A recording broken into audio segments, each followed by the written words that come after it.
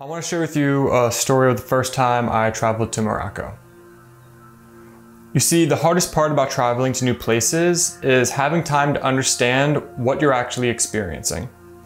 Everything around us is new or foreign, and when we get home, that's when we have time to really reflect and remember those moments that actually stood out to us. So there I was with our travel group going through the desert. If I'm being honest, I didn't know what exactly was planned for the trip. I knew we were headed to the Sahara Desert, but everything in between would be a surprise for me. I'm not really the type that needs to know the full plan to go along with an adventure.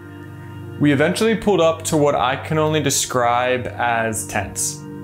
So we hopped out of the truck and we were introduced to a man and then a group of kids. And I was a bit confused trying to figure out what exactly was going on. Now remember, the travel group didn't speak English, only Spanish.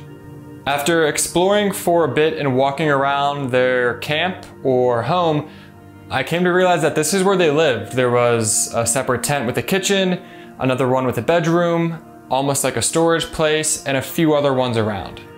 I came to learn that they were actually nomads, and for that time being, that is where they were living in the desert.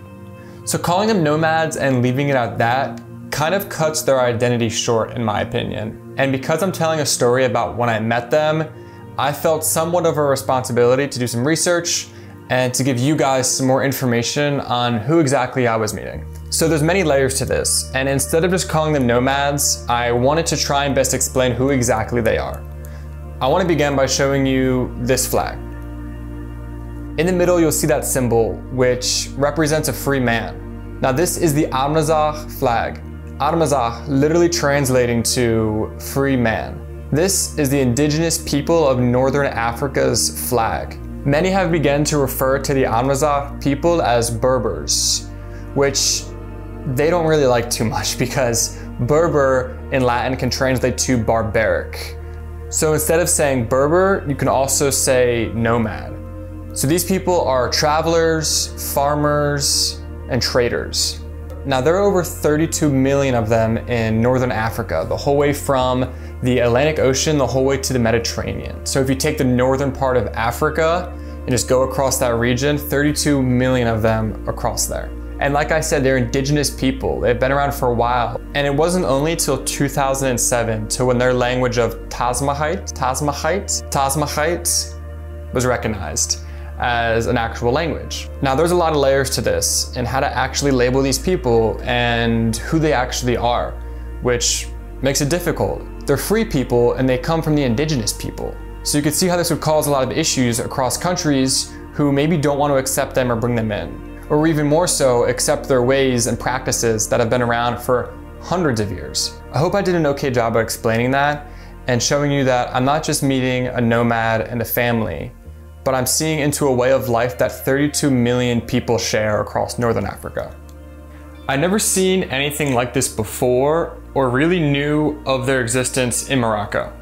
What I remember most and what I caught on to really quick was these kids' excitement to get like treats and candy from the group and whoever was really there that had something to like share with them or give them. Like they were all about it. I saw this happening and remembered that I had a chocolate bar in my backpack that was in the 4x4. So I ran back and got this chocolate bar that I bought at like a gas station a few hours back. I walked around for a bit longer and found a group of kids inside this one tent. And the second I took it out and they saw it, they jumped on it. They were so excited to have that. Now I know every kid would get excited about a chocolate bar. If you see these kids' faces and the reaction they had to just receiving a chocolate bar, it was not an ordinary, everyday experience for them, and you could just see it in their faces. And before I could even get a really good shot, they were running out of the tent, chasing after each other, trying to catch up to the girl who had the chocolate bar. Now it's been a little over 2 years since then, and I still think about this moment and how happy they were just to receive a chocolate bar from me. And I'm not too sure exactly why this moment sticks in my head this way. Maybe it's because I've seen kids with much more being less happy, or maybe it's because I've never seen a kid so happy while still having so little. And I'm still not too sure how to feel about all this because they were happy, you know? But it didn't seem like a fair trade at all. I traded a chocolate bar, and in return I got a completely different shift in my perspective of life. You know, I wonder if they even remember me there, if they get visited a lot by groups and get to have moments like that often, which I hope they do. I just hope these kids can grow into a world that continues to provide them happiness and never takes that away from them.